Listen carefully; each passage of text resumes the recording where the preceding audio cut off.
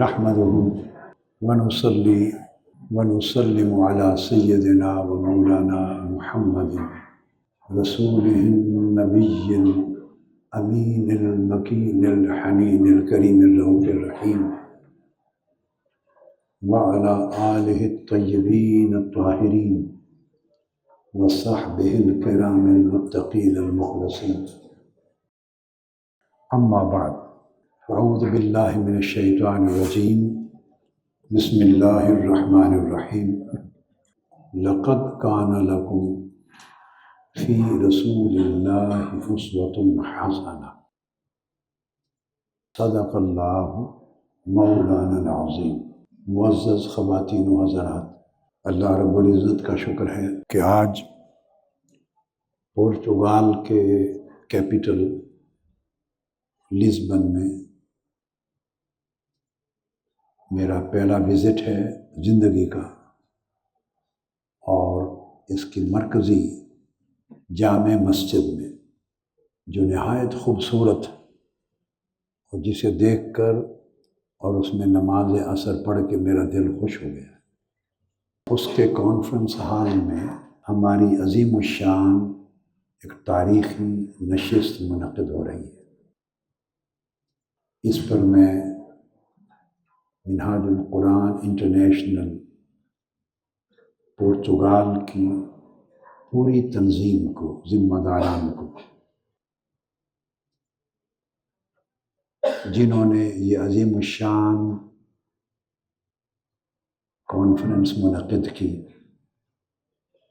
جس کا عنوان ہے سیرت النبی صلی اللہ علیہ وآلہ وسلم اور امن عالم کانفرنس کے عنوان سے آپ کو معلوم ہے کہ ہماری گفتگو دو نقطوں پر مشتمل ہوگی، ایک سیرت النبی صلی اللہ علیہ وآلہ وسلم اور اس کا کنیکشن امن عالم کے ساتھ۔ گویا ہم یہ دیکھیں گے کہ حضور نبی اکرم صلی اللہ علیہ وآلہ وسلم کس طرح امن عالم کے بانی رہنما ہے، اور آپ کی سیرت طیبہ دنیا میں قیام امن کے لیے کس طرح کی رہنمائی مہیا فرماتی۔ اسی وجہ سے اللہ رب العزت نے حضور علیہ الصلوۃ والسلام کے اسوہ مبارکہ کو قیامت تک کے مسلمانوں کے لیے بالخصوص اور انسانیت کے لیے بالعموم نمونہ کامل قرار دیا۔ میری آج کی گفتگو کا جو موضوع ہے، جس سے میں اس سبجیکٹ کو ڈیولپ کروں گا اور اس کے چند نکات انشاءاللہ تعالی سمجھانے کی کوشش کروں گا، اس کی بنیاد ہے حضور علیہ الصلوۃ والسلام کا وہ خطبہ، آپ کا وہ خطاب جو آپ نے ہجرت مدینہ کے بعد سب سے پہلا خطاب ارشاد فرمایا۔ آپ کے لیے، بیشتر لوگوں کے لیے بڑی اچھوتی چیز ہوگی، اور ایز سچ اس سبجیکٹ پر کہ ہجرت مدینہ کے بعد ارشاد فرمائے گئے پہلے خطبہ پر ایک جامع یا مستقل گفتگو میں بھی زندگی میں پہلی بار کر رہا ہوں۔ آپ میرے 8 سے 10 ہزار خطابات کا جو مواد موجود ہے آپ کو سوشل میڈیا پر، اس میں یہ سبجیکٹ پہلے کبھی نہیں دیکھے۔ میں ایک کتاب اس سفر میں مرتب کر رہا ہوں، لکھ رہا ہوں سفر کے دوران، حضور علیہ الصلوۃ والسلام کے خطبات کی روشنی میں آپ کی سیرت طیبہ کا انالیسس، تجزیہ۔ اس کتاب کا ایک چیپٹر جو آج کل زیر تعریف ہے، یہ بھی تھا، میں نے اسی کو آج پورچگال اور لزبن کی کانفرنس کا موضوع بنا دیا۔ ابن ہشام نے روایت کیا ہے، اور امام بہقی نے، اور علامہ ابن القیم اور حافظ ابن کثیر اور امام سیوطی سمیت دیگر ائمہ اور علماء نے اس خطبہ کو بیان کیا ہے۔ ویسے میری کتابوں میں موجود ہے، مگر خطاب کے موضوع کے طور پہ اس کا انالیسز پہلی بار کر رہا ہوں۔ حضور علیہ الصلوۃ والسلام، آپ کو معلوم ہے 13 برس مکی زندگی بعثت کے گزارنے کے بعد مدینہ آپ نے ہجرت فرمائی، قباء پہنچے۔ قباء کے قیام کے بعد وہاں آپ کا استقبال ہوا۔ پھر آپ اس وقت جو بستی تھی اس کا نام یثرب تھا، جسے آقا علیہ الصلوۃ والسلام کے مبارک قدموں نے یثرب سے مدینہ بنا دیا۔ تو قباء سے مدینہ جاتے ہوئے تھوڑا سا سفر ہے، تو رستے میں ایک مسجد آتی ہے، رستے میں مسجد بنی سالم بن عوف، اس کو مسجد جمعہ کہتے ہیں، وہ آج بھی موجود ہے۔ اگر آپ قباء سے مدینہ طیبہ جائیں تو قباء روڈ پر دائیں طرف جاتے ہوئے مسجد جمعہ کے نام سے معروف۔ تو بنو سالم بن عوف کی قبیلے کی مسجد تھی۔ جمعہ کا دن تھا، جمعہ کا وقت ہوا، حضور علیہ الصلوۃ والسلام نے وہاں نماز جمعہ کی امامت کروائی اور پہلا خطبہ ارشاد فرمایا۔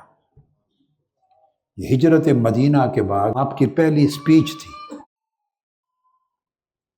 وہ جو پہلی سپیچ ہے وہ آج ہمارا موضوع ہے، وقت بڑا مختصر ہے مغرب سے قبل، تو میں اس کے چند ایک نکات جہاں تک ممکن ہو سکا ان کو شامل کر سکوں گا گفتگو میں، چونکہ ان کا پھر تجزیہ سمجھانا ہے۔ ایک طرف سیرت نبوی کا آئینہ دیکھنا ہے آپ نے، اور اس کے اندر امن عالم کے قیام کی آقا علیہ السلام کی اسٹریٹجی کو دیکھنا ہے۔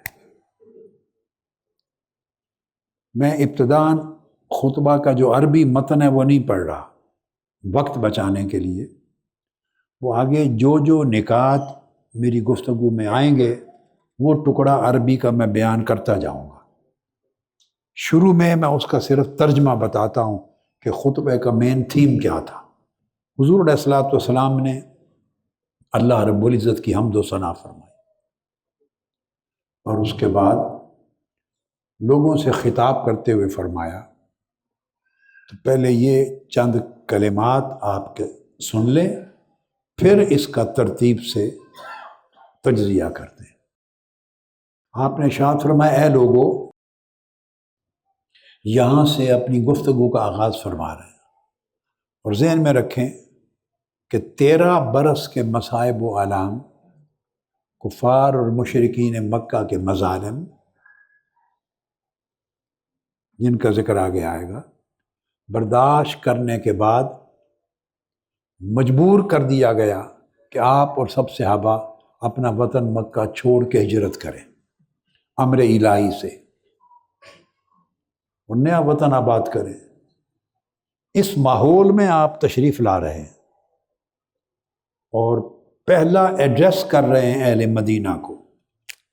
اس میں فرماتے ہیں، لوگوں، اپنے لیے بڑے اچھے اور عمدہ اعمال آگے بھیجو،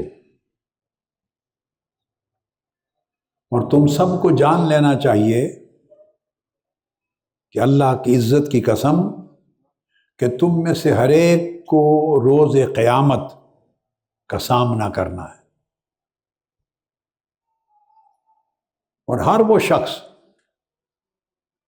جو بھیڑیں چراتا ہے یا کوئی کام کاج کرتا ہے، اس کے روزگار کے جو بھی ذرائع ہیں، وہ سب کچھ چھوڑ کر اللہ کے حضور اس کی بارگاہ میں سامنے تنہا کھڑا ہوگا جواب دہی کے لیے، اور اس وقت کوئی شخص نہ اس کے درمیان ترجمان ہوگا، نہ کوئی پردہ ہوگا، تنہا اللہ کے حضور جو کچھ وہ زندگی میں کر کے آیا ہے اس ایک ایک عمل پر اس کی جواب دہی ہو رہی ہوگی۔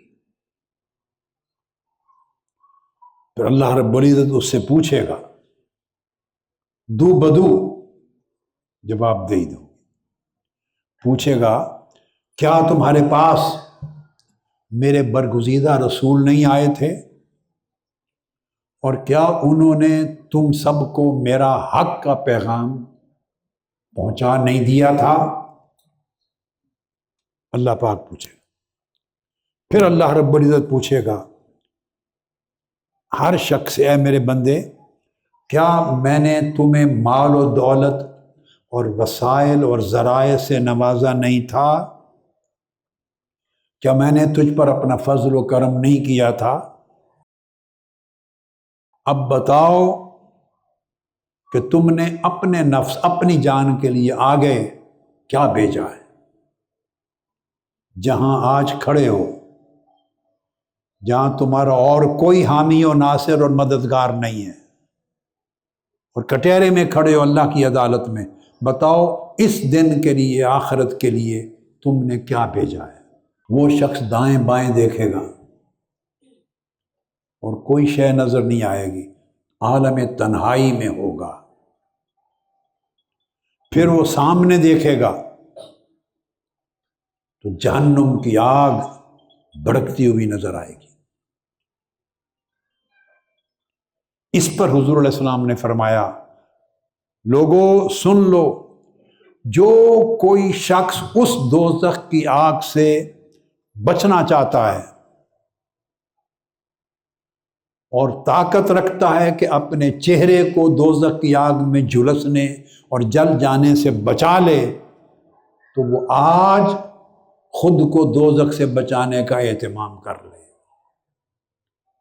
پھر ارشاد فرمایا، اور دوزخ کی آگ سے خود کو بچانے کے لیے کوشش کرو خواہ کھجور کا ایک چھوٹا سا ٹکڑا بھی تمہیں خیرات کرنا پڑے.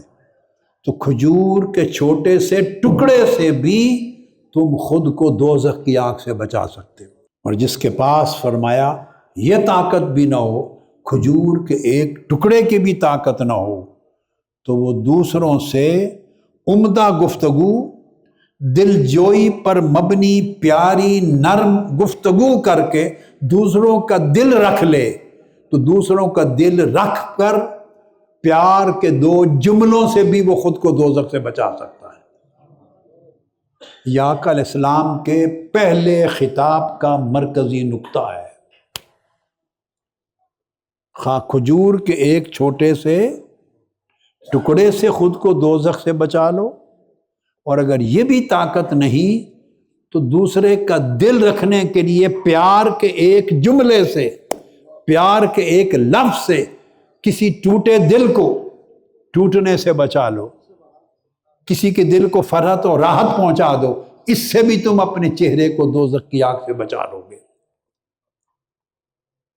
اور فرمایا بے شک تمہیں عمدہ گفتگو اور پیار بھرے ایک ایک لفظ کا بھی اجر دیا جائے گا، اور نیکی کا اجر 10 گنا سے لے کر 700 گنا تک عطا کیا جائے گا.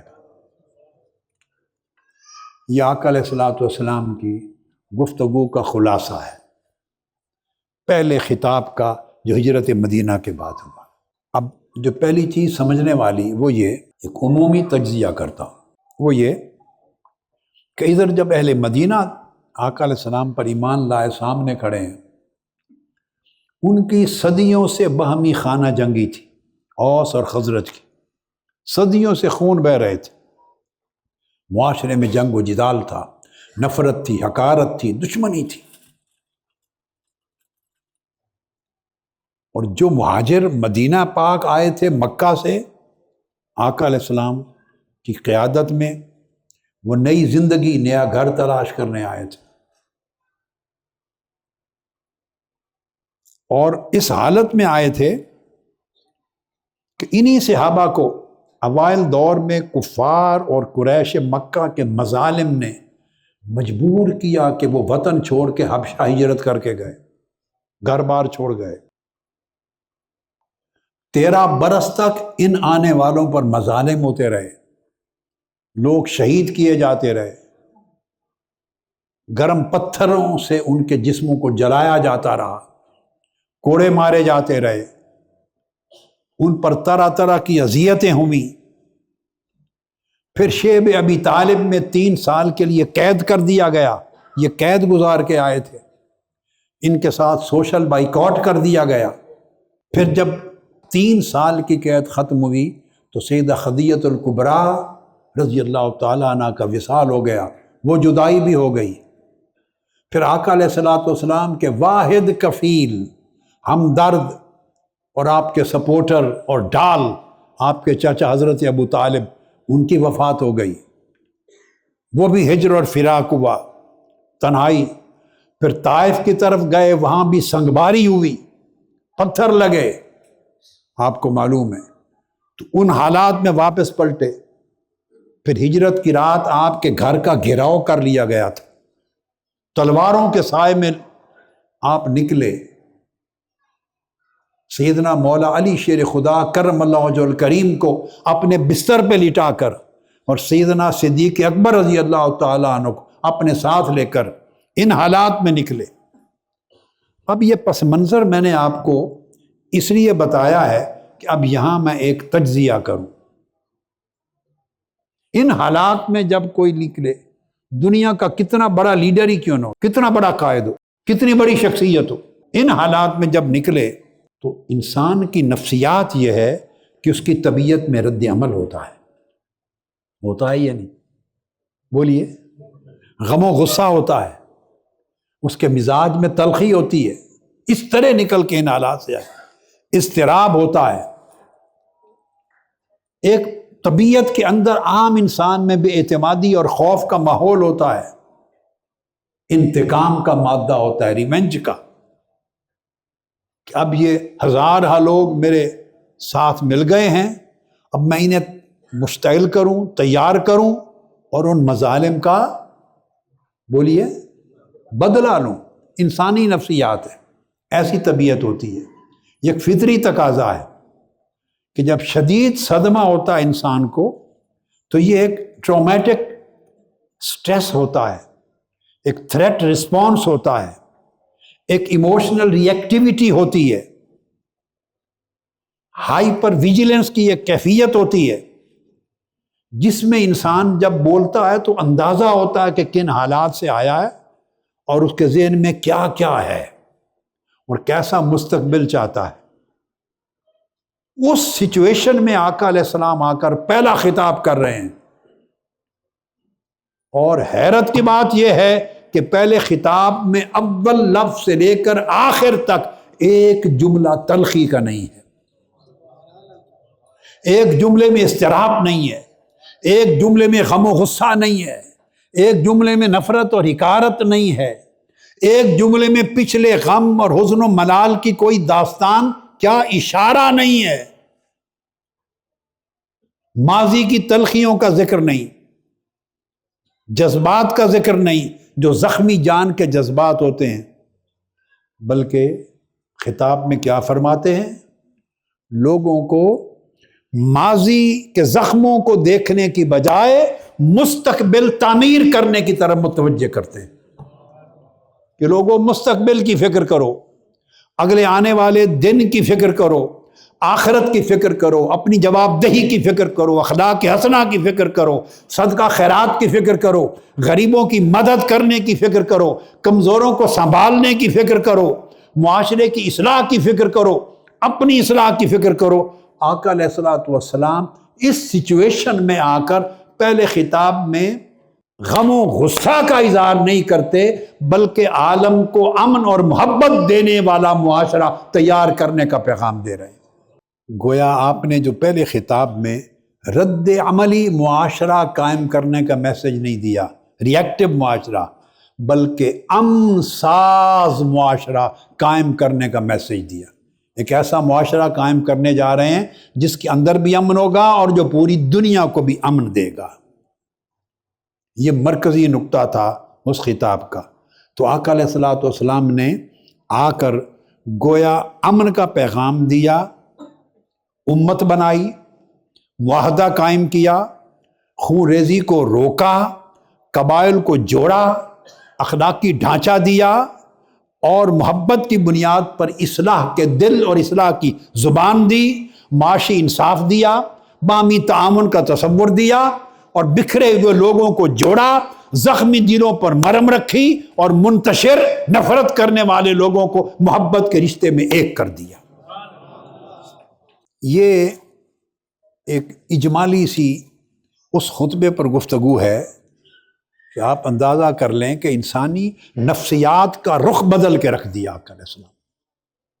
لوگ منتظر ہوں گے کہ ان حالات میں آئے ہیں، خدا جانے اس کا تذکرہ کریں گے، شیب ابی طالب کا ذکر ہوگا، شہادتوں کا ذکر ہوگا، جو خون بہے ان کا ذکر ہوگا، جس طرح نکالا گیا اس کا ذکر ہوگا، ہم تیار ہوں گے۔ یہ وہی منظر تھا، ادھر ہجرت کر کے آ رہے ہیں وطن چھوڑ کر، تو تب بھی غم و غصہ نہیں ہے۔ آپ یہ میری بات سمجھیں، مشکلات میں گرے ہوئے وطن چھوڑ کے آ رہے ہیں تب بھی غم و غصہ نہیں ہے۔ ٹھیک 8 سال کے بعد واپس مکہ فتح کر کے پہنچ رہے ہیں، فاتح بن کر، آج مہاجر بن کے آئے ہیں، تب بھی غم و غصہ نہیں۔ 8 سال کے بعد اسی مکہ میں بولیے فاتح، کنکرر، فاتح بن کے آ رہے ہیں۔ لوگ کانپ رہے تھے، ان کا خیال تھا آج انتقام کی بات ہوگی، آج گردنیں اڑیں گی، آج خون بہے گا۔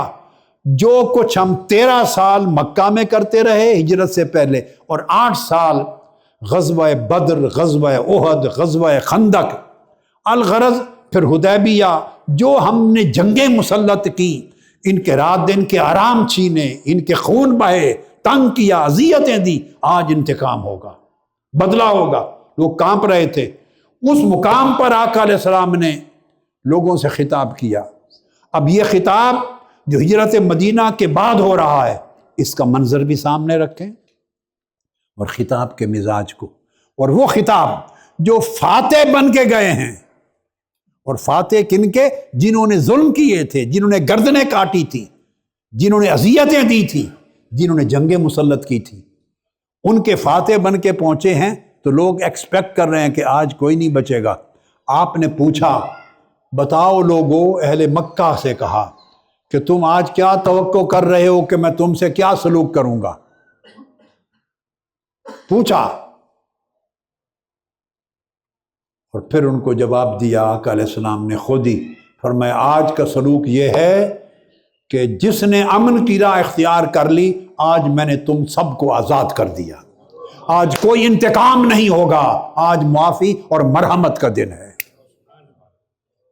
اذهبوا فانتم الطلقاء۔ میں نے 2 سچویشنز کا موازنہ کروایا، ادھر بھی امن ہے، ادھر بھی امن ہے، ادھر بھی رحمت ہے، ادھر بھی رحمت ہے، ادھر بھی محبت ہے، ادھر بھی محبت ہے، ادھر بھی عفو درگزر ہے، ادھر بھی عفو درگزر ہے، ادھر بھی اصلاح اور خیر خواہی ہے، ادھر بھی اصلاح اور خیر خواہی ہے۔ کہیں رنج و ملال نہیں ہے، کہیں غم و غصہ نہیں ہے، کہیں اضطراب نہیں ہے، کہیں انتقام نہیں ہے۔ ایسی سیرت تاریخ انسانی نے جب سے کائنات بنی نہ کبھی پہلے دیکھی تھی، نہ کبھی بعد میں دیکھی۔ اب اس میں چند نکات لیتے ہیں جس قدر وقت اجازت دیتا ہے۔ اب سب سے پہلا جملہ آپ فرماتے ہیں یا ایھا الناس۔ اب میں جتنے نکات لے سکوں گا ان کی عربی متن چھوٹے چھوٹے بتا دوں گا۔ یا ایھا الناس فقدموا لانفسکم، اے لوگو اپنے لیے آگے بھیجو، یہ میسج ہے، اپنے لیے آگے بھیجو۔ یہ مجموعی طور پہ آج کی پوری کانفرنس کا پیغام بھی ہوگا۔ کیا فرمایا آقا علیہ السلام نے؟ لوگوں اپنے لیے آگے بھیجو۔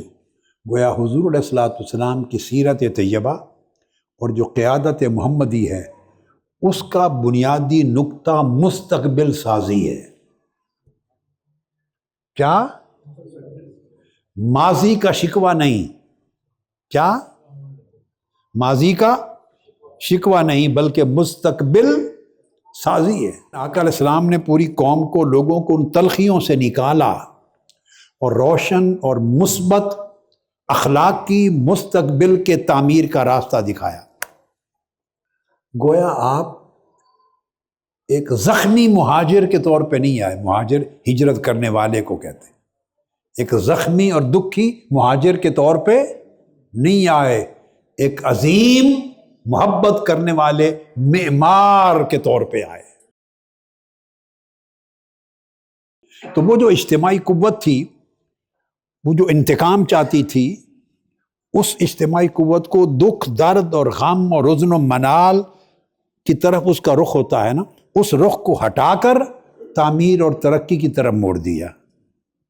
یہ آقا علیہ السلام کا عظیم الشان سیرتی معجزہ اور اخلاقی اور نفسیاتی کمال۔ آگے بھیجو۔ اب حضور علیہ السلام کے اس میسج نے جو لوگ تیار کیے اپنے لیے، بولے آگے بھیجو۔ اس پر میں 2 واقعات بتاؤں گا، ان کا تجزیہ کروں گا۔ جو لوگ تیار کیے صحابہ کرام، ان کا زاویہ نگاہ بدل دیا زندگی کا۔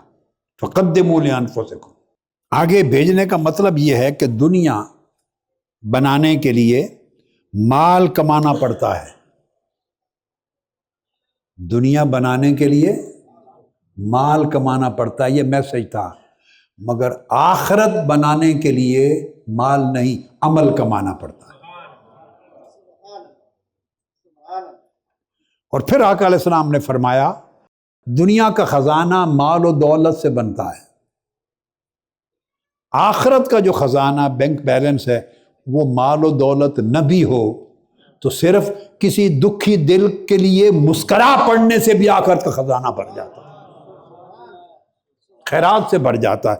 خواہ کھجور کا ایک ٹکڑا بھی دے کے کسی کا کام کر لو۔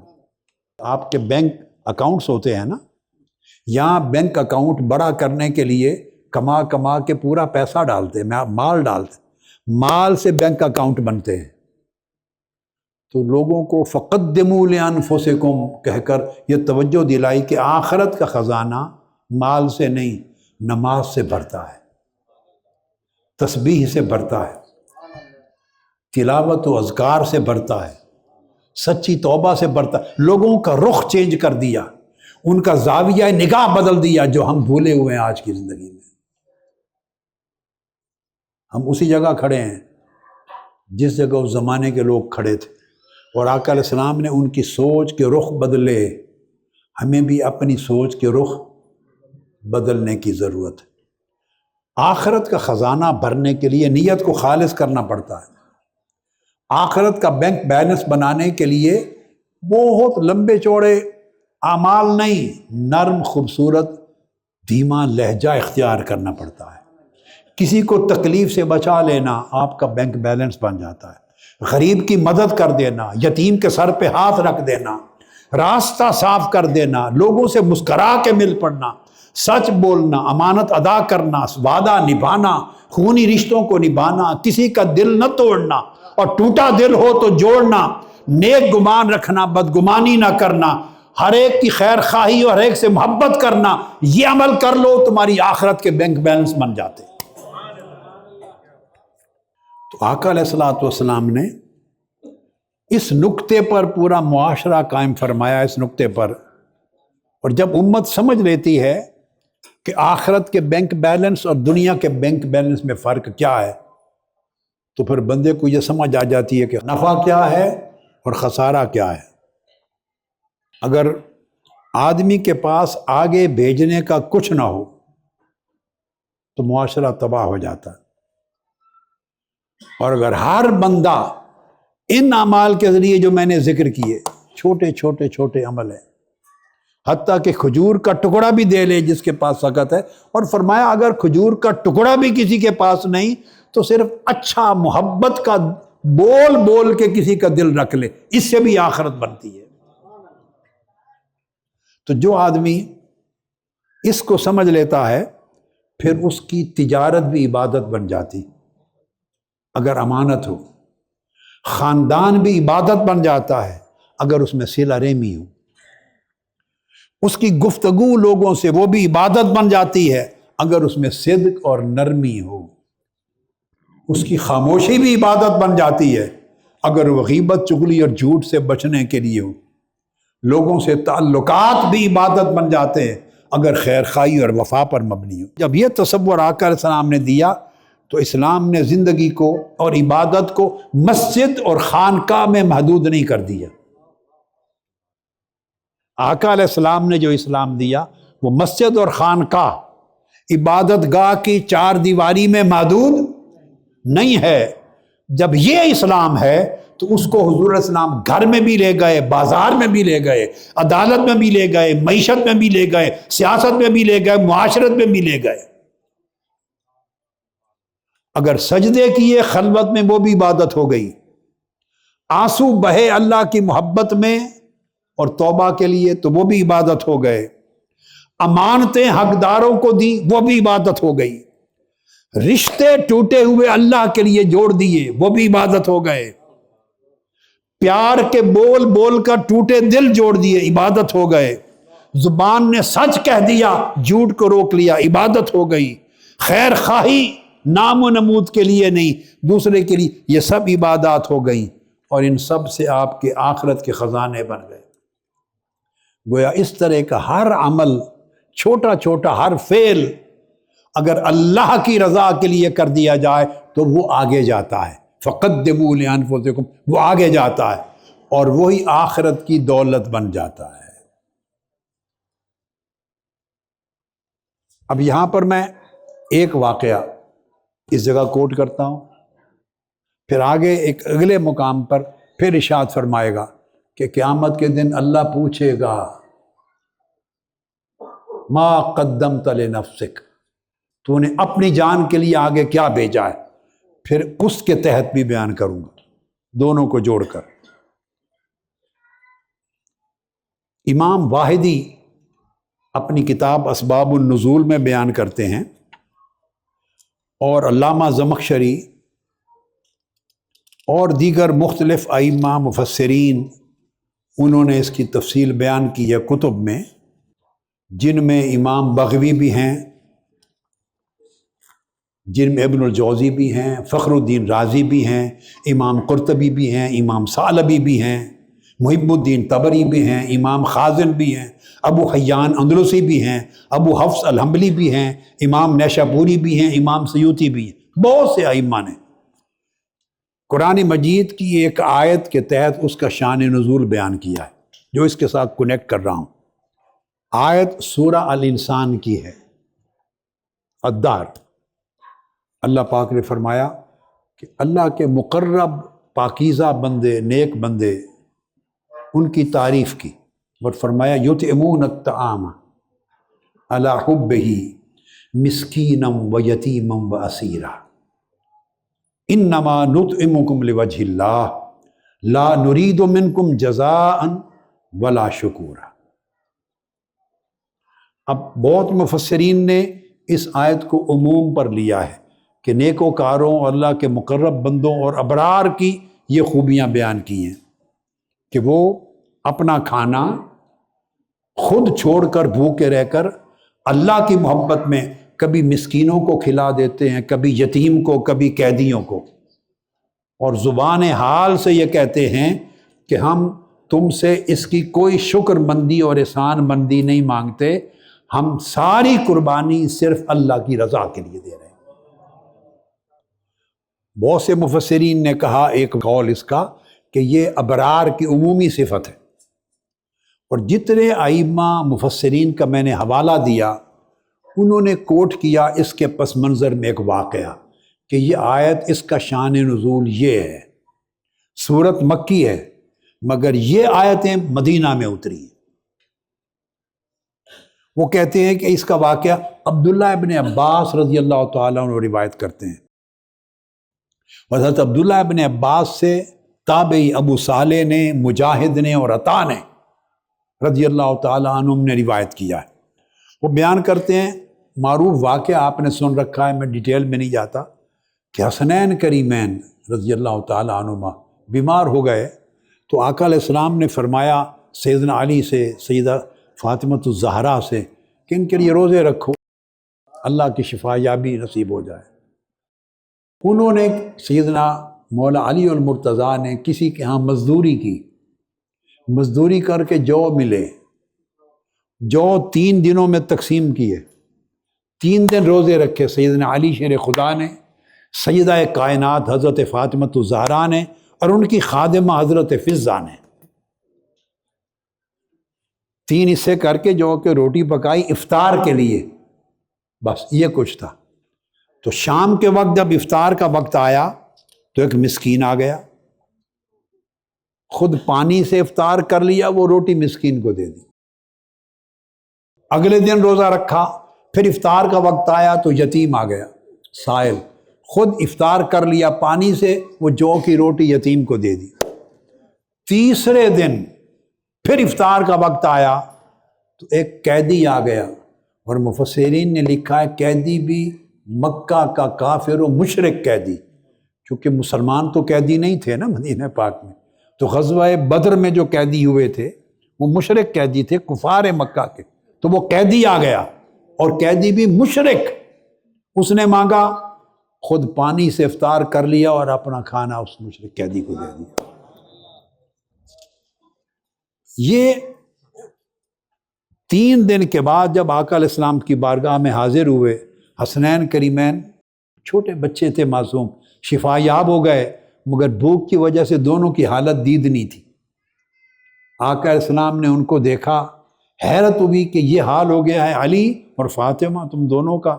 اتنی بات ہو ہی رہی تھی کہ جبرائیل امین اترے، فرمایا یا رسول اللہ، اللہ رب العزت نے ان کے لیے یہ آیتیں نازل فرما دی،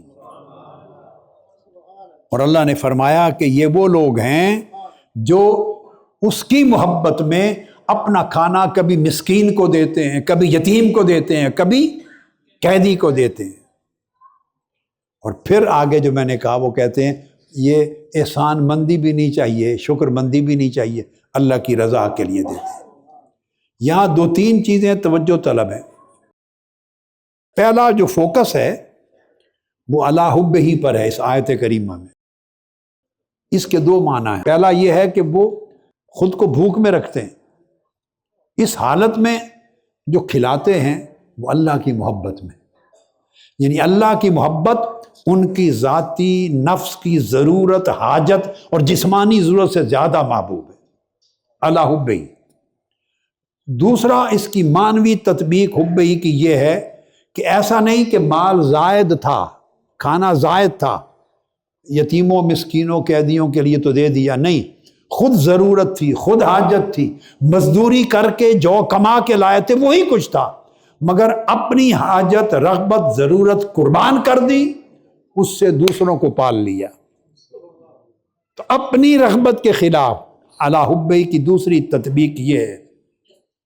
تیسرا فوکس اس آیت میں انما نطعکم لوجہ اللہ، اور وہ یہ کہ صرف اللہ کی رضا کے لیے کھلاتے ہیں، اس پورے عمل کا مرکز و محور اللہ کی رضا ہے اور کوئی موٹیو نہیں ہے۔ اور چوتھا فوکس یہ ہے کہ پھر لا نرید منکم جزاء ولا شکورا، ریکوگنیشن بھی نہیں چاہیے، اپریسیشن بھی نہیں چاہیے، یہ بھی نہیں چاہتے کوئی احسان مند ہو، یہ بھی نہیں چاہتے کوئی کہے ہمیں کھانا دیا، نہیں، کوئی ذکر ہی نہ کرے، ہمیں غرض کسی کی ریکوگنیشن سے، اپریسیشن سے نہیں ہے، ہمیں غرض صرف اللہ سے ہے، مقصود صرف اللہ سے ہے۔ خواتین و حضرات، یہاں جو نقطہ سمجھانا چاہتا ہوں، یہ وہ ذہنی انقلاب تھا، یہ واقعہ آپ نے زندگی میں 100 بار سنا ہوگا، مگر جو انالیسس کر رہا ہوں اس پر توجہ نہیں گئی، وہ نئی چیز ہے۔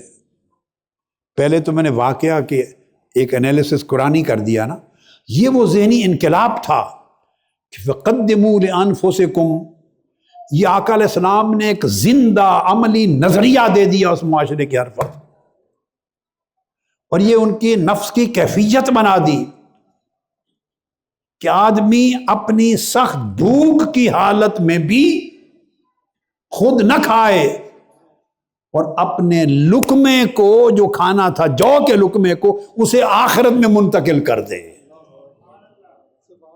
پیٹ میں منتقل کرنے کی بجائے اس لقمے کو آخرت میں منتقل کر دے۔ یہ ذہنی انقلاب تھا، یہ فکری انقلاب تھا۔ ایسی شخصیتیں، ایسے ذہن، ایسی فکر، ایسی سوچ، ایسی ہستیاں پیدا کر دی آقا علیہ السلام کے۔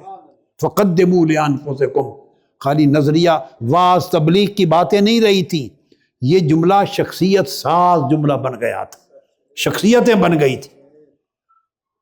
آقا علیہ السلام کی اس تربیت سے پہلے لوگ، جو معاشرہ تھا، ذہنی انقلاب کیسے؟ وہ اس لیے کہ وہ پہلے انسان مال کو اپنے لیے دیکھتا تھا۔ بولیے، آپ کس طرح دیکھتے ہیں مال کو؟ سچ بولیے نا، مال کو اپنے لیے دیکھتا تھا۔ آقا علیہ السلام نے ذہن بدل دیے اور ایسی تربیت کی کہ مال کو آخرت کے لیے دیکھنے لگ گئے۔ پہلے لوگ سوچتے تھے اس مال سے مجھے فائدہ کیا ہوگا، مجھے راحت کیا ملے گی، مجھے عزت کیا ملے گی، مجھے سکون کیا ملے گا، میرا ساز و سامان زندگی کا اور میری اولاد اور فیملی کا کیا ہوگا، اس مال کے ذریعے میرا جاہ و منصب اور عزت اور مرتبہ دنیا میں کیا ہوگا۔ مال اپنے لیے تھا۔ اب ذہن جب بدل گئے تو اس مال کی پائی پائی کو یوں سوچا کہ یہ آخرت کے لیے ہے، اس طرح خرچ کروں کہ آخرت میں مقام کیا ہوگا۔ تو پہلی سوچ میں ترجیح نفس تھی، اپنی جان تھی۔ اب آقا علیہ السلام کی عطا کردہ سوچ میں ترجیح آخرت بن گئی۔ پہلے سوال یہ تھا، سیرت محمدی کے انقلاب سے پہلے سوال یہ تھا کہ میں کیا کھاؤں؟ بولیے، کیا سوال تھا؟ میں کیا کھاؤں؟ اب سوال ذہنوں میں یہ آ گیا کہ میں آگے کیا بھیجوں، آگے کیا بھیجوں۔ سوال بدل گئے، زاویہ نگاہ بدل گئے، سوچ کا رخ بدل گیا۔ اور یہ مسئلہ دو چار لقمے تقسیم کرنے کا نہیں ہے، یہ اقدار کی نئی درجہ بندی ہے، ویلیوز کی نئی درجہ بندی ہے کہ آخرت کو اصل سرمایہ بنا دیا۔ یہ وہ انقلاب تھا آقا علیہ الصلوۃ والسلام نے جو عطا کیا۔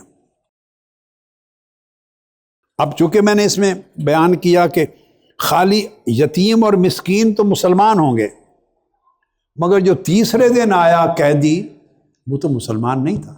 مدینہ میں مسلمان تو کوئی قیدی نہیں تھے، تو غزوہ بدر سے 70 قیدی جو آئے تھے وہ تو کچھ مشرکین مکہ کے تھے۔ تو گویا آقا علیہ السلام وہ ذہنی اور فکری انقلاب لائے کہ رحمت بانٹنی ہو تو اپنا خاندان قبیلہ تو کیا مذہب بھی نہیں دیکھتے کہ کس عقیدہ مذہب کا بندہ ہے، رحمت مذہب سے بالا تر ہو کے صرف انسانیت کو دیکھتی ہے۔ آپ دیکھیے، ہم مسلمان اپنے مسلکی اختلافات، فقہی اختلافات، اندر اپنے دین کے اندر کے اختلافات کی وجہ سے ایک دوسرے کے ساتھ مسکراتے چہرے سے نہیں ملتے، محبت سے ہاتھ نہیں ملاتے، دوسرے کے ساتھ بھلائی نہیں کر سکتے۔ ہمارے نفس کنجوس ہیں، بخیل ہیں، دل سخت ہیں۔ مسلمانوں کے اندر یہ عالم ہے، اور وہاں بتایا جا رہا ہے کہ 3 دن سے فاقے میں ہے، مشرک قیدی آتا ہے، اپنا لقمہ قیدی مشرک کو دے کے بھی سمجھتے ہیں کہ آخرت کا سامان بن گیا۔ رحمت مذہب کو نہیں دیکھتی، یاد رکھ لیں۔ کیا؟ میرے جملے کو دہرائیں، امن اور رحمت مذہب کو، امن اور رحمت قبیلے کو، امن اور رحمت طبقے کو، امن اور رحمت نسل اور زبان کو نہیں دیکھتی۔ سب چیزیں نیچے رہ جاتی ہیں، امن اور رحمت دل سے بالا ہے۔ اس لیے آقا علیہ الصلوۃ والسلام کو فرمایا وما ارسلناک الا رحمتا للعالمین، آپ سارے جہانوں کے لیے رحمت ہیں۔ تو رحمت صرف مسلمانوں کے لیے، الحم سے والناس تک پورے قرآن میں آپ کو یہ آیت نہیں ملے گی کہ مخصوص کر دیو کہ آپ رحمت صرف مسلمانوں کے لیے نہیں، تمام جہانوں کے لیے رحمت۔ جب تمام جہانوں کے لیے رحمت ہیں تو اس میں پھر رنگ و نسل اور مذہب کا بھی کوئی فرق نہیں رہتا۔ اس سے مافاقی ذہن حاصل ہوتا ہے، وسعت آتی ہے، ایک نئی شخصیت سازی ہوتی ہے، ایک نئی سوچ ملتی ہے۔ ہم اپنے تنگ شخصی مفاد کے دائرے سے نکل کر وسیع کائناتی بن جاتے ہیں۔ مسلمان یاد رکھ لو کائناتی ہوتا ہے۔ بولیے، صرف پاکستانی، صرف انڈین، صرف عرب، صرف بنگلہ دیشی، صرف افریقی نہیں ہوتا۔ وہ پیدا ضرور ہوا ہے وہاں، وہ وطن ضرور ہے، مگر اس کا من کائناتی ہوتا ہے۔ اس میں نہ صرف پوری انسانیت سمو جاتی ہے بلکہ دیگر مخلوقات بھی سمو جاتی ہیں۔ اب یہاں پر میں سیدنا ابراہیم علیہ السلام کا ایک واقعہ کوٹ کرتا ہوں۔ یہ تعلیم چلی آ رہی ہے، انبیاء کو بھی اللہ پاک ایسے واقعات جب ہوتے تو اللہ پاک ہی تعلیم دیتا ہے نا، تربیت فرماتا ہے۔ سیدنا ابراہیم علیہ السلام کا یہ معمول تھا کہ جب تک کوئی مہمان دسترخوان پہ ساتھ نہ بیٹھے تو کھانا نہیں کھاتے تھے، انتظار کرتے کوئی مہمان آئے تو کھانا کھائیں، یعنی کھانے کا ایک ایک لقمہ ہر روز شیئر کرتے تھے۔ ایک مرتبہ ایسا ہوا کہ 3 دن گزر گئے، سیدنا ابراہیم علیہ السلام کے پاس مہمان نہیں آیا۔ 3 دن آپ پریشان ہو کے باہر نکلے کہ کوئی مہمان ڈھونڈ کے لے آؤں، ڈھونڈ کے لاؤں۔ جب باہر نکلے تو ایک مجوسی نظر آیا، مسافر تھا۔ مجوسی آتش پرست ہوتا ہے، آگ کی پوجا کرنے والا۔ اس کو طلب تھی کھانے کی، آپ نے اسے اسلام کی دعوت دی، توحید کی دعوت دی۔ اس نے انکار کر دیا، اس نے کہا میں تو اپنا مذہب نہیں چھوڑتا۔ تو آپ نے ضیافت نہیں فرمائی، وہ چلا گیا، میزبانی نہیں کی، چلا گیا۔ جو ہی مجوسی روانہ ہوا تو اللہ رب العزت نے وحی فرمائی ابراہیم علیہ السلام کو، وحی فرمائی، اور وحی میں یہ فرمایا کہ اے ابراہیم، تو اس شخص کو جو آتش پرست ہے، مجھے نہیں مانتا، اس کو ایک وقت کھانا نہیں دے سکا، اس شخص کو کہ جس کے کفر کے باوجود میں اسے 70 سال سے کھانا دے رہا ہوں۔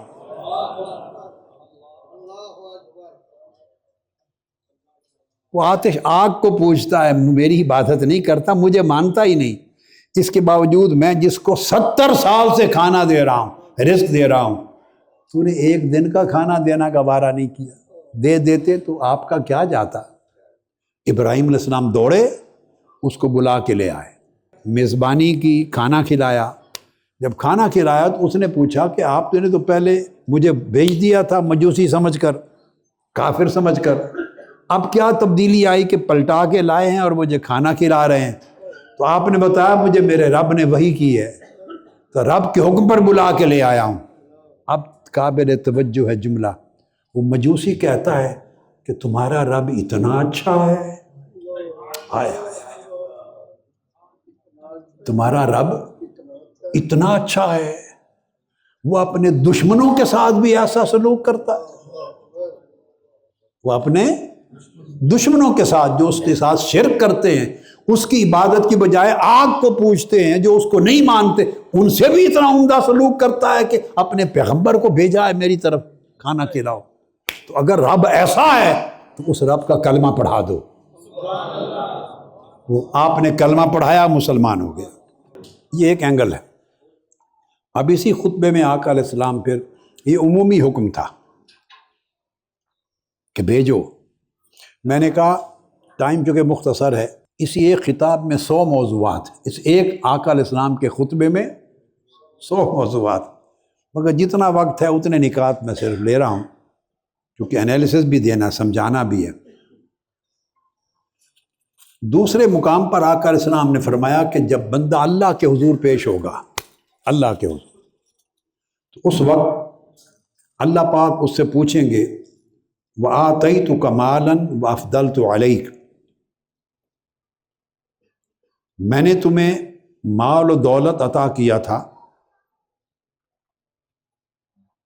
اور تمہارے اوپر اپنا فضل و کرم فرمایا تھا۔ اللہ پاک پوچھیں گے، براہ راست آپ میں سے، ہم میں سے ہر شخص سے پوچھا جائے گا، میں نے تمہیں اپنے فضل سے نوازا، مال دیا، دولت دی، عزت دی، طاقت دی، استعداد دی، صلاحیت دی، قوت دی، انفلوئنس دیا، فضل ہر چیز کو شامل۔ یہ سوال کر کے اللہ پاک پوچھیں گے فما قدمت لنفسک، آج بتا تو نے اپنی جان کے لیے آگے کیا بھیجا ہے۔ پہلا جملہ تھا بگننگ میں عمومی، پورے اجتماع سے فرمایا کہ اپنے لیے آگے بھیجو۔ اب کیا کہ قیامت کے دن اللہ پاک یہ سوال کریں گے آگے اپنی جان کے لیے کیا بھیجا ہے۔ یہ پورے خطبہ رسول صلی اللہ علیہ وسلم کا محوری نقطہ تھا۔ اب یہاں انسان کو اگر وہ غریب بھی ہے، پریشان حال ہے، وسائل نہیں بھی ہیں، تو اس کو وکٹم یا غم زدہ نہیں بنایا، بلکہ اس کو محرک اور فعال بنایا جا رہا ہے۔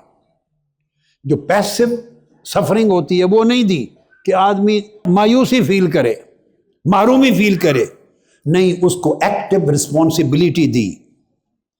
اس کو غم میں، پریشانی میں، محرومی میں، مہنگائی میں، دکھ میں ڈوب جانے والا نہیں بنایا آقا علیہ السلام نے، بلکہ ریکور کرنا سکھایا، ریزیلینس سکھائی۔ متاثرہ فریق نہیں بنایا کہ متاثر ہو گیا ہوں، نہیں، مؤثر بنایا، کردار دیا۔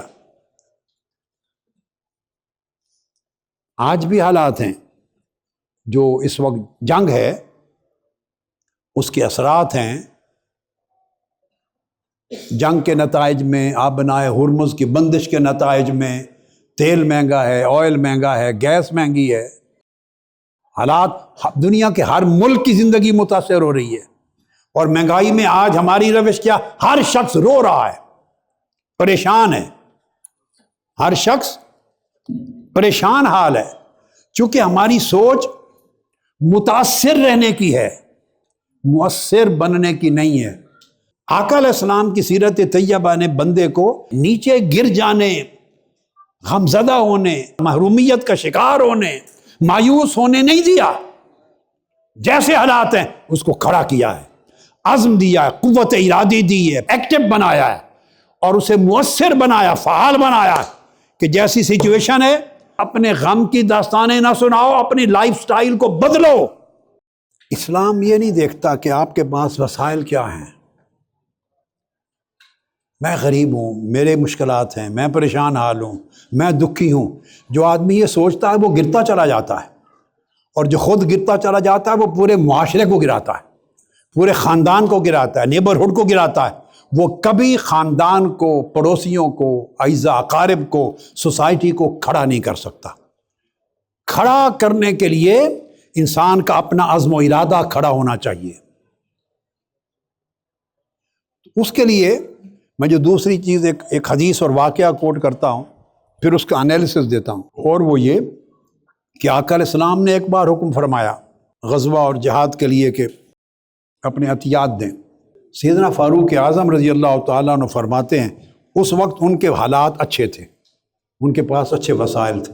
انہوں نے سوچا کہ آج میرے وسائل اچھے ہیں، آج میں ابو بکر سے انشاءاللہ جیت جاؤں گا، میں زیادہ لاؤں گا۔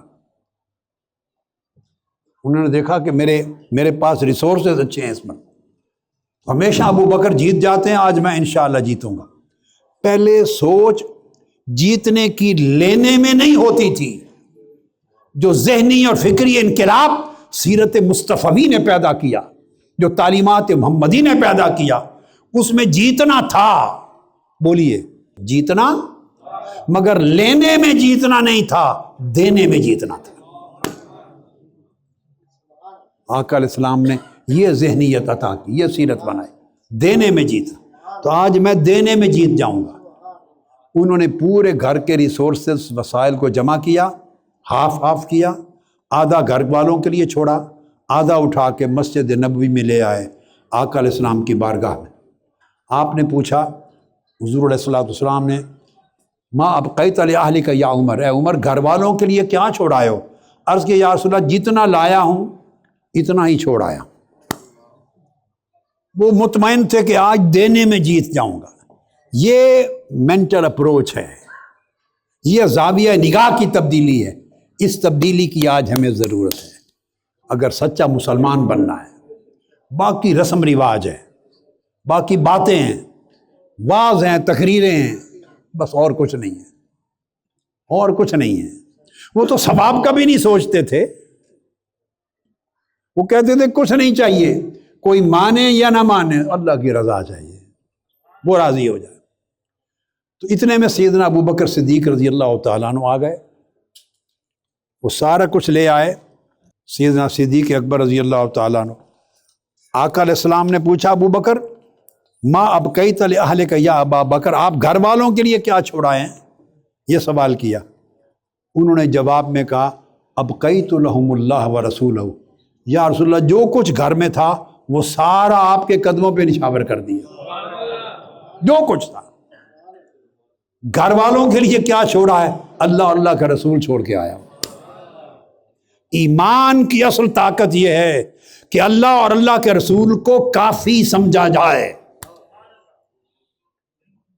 ہم مال کو کافی سمجھتے ہیں، ریسورسز کو، وسائل کو، مینز کو کافی سمجھتے ہیں۔ ہمارا توکل دنیاوی وسائل پر ہے، ہمارا توکل اللہ رب العزت کی ذات پر نہیں ہے۔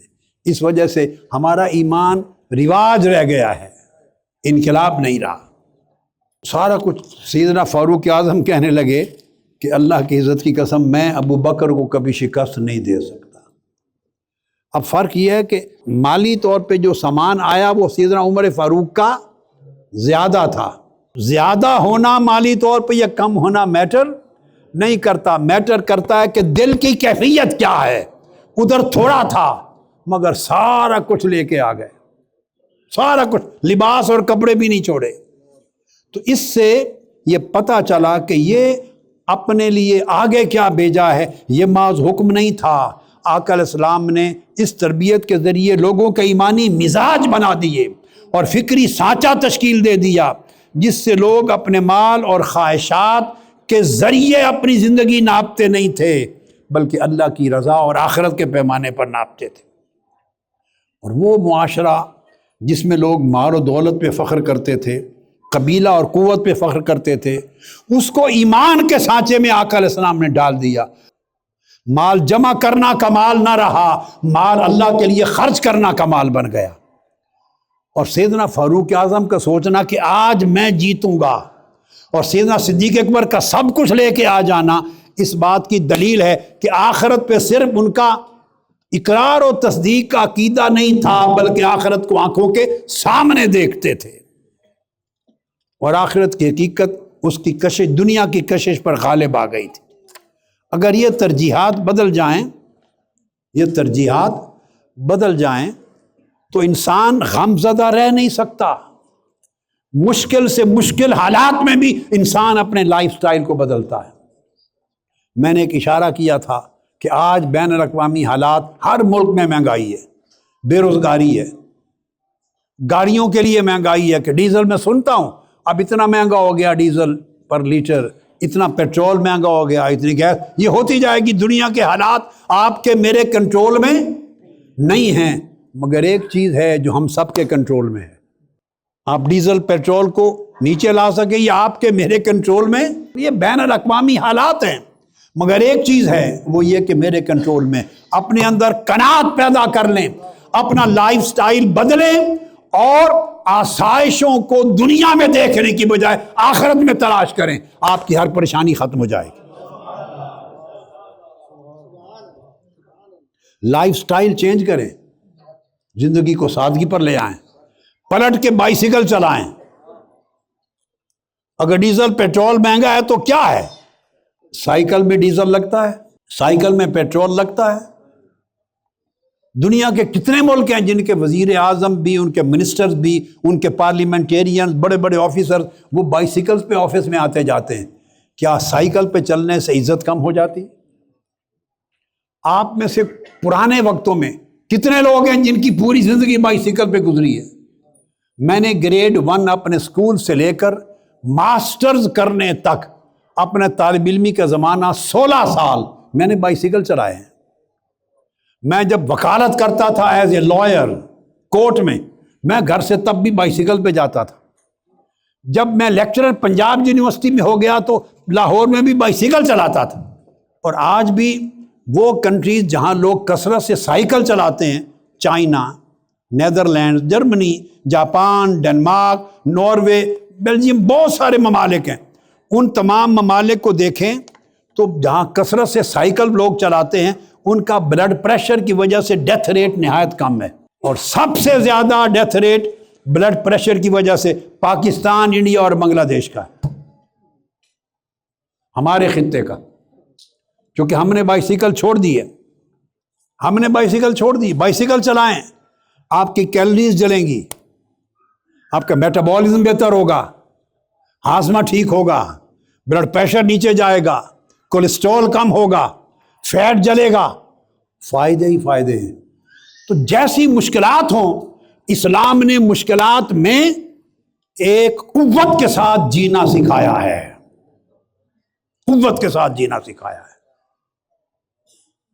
اگر آپ اپنے عزم کو بنا لیں اور آخرت کو ترجیح دے دیں دنیا پر، اور اپنی خواہشات کا رخ موڑ کر اللہ کی رضا کی طرف کر لیں، تو آج بھی ہماری زندگی اللہ کی محبوب و پسندیدہ ہو سکتی ہے، اور ہماری مشکلات خود اللہ کی مدد سے ہماری زندگی میں کم ہو سکتی ہے۔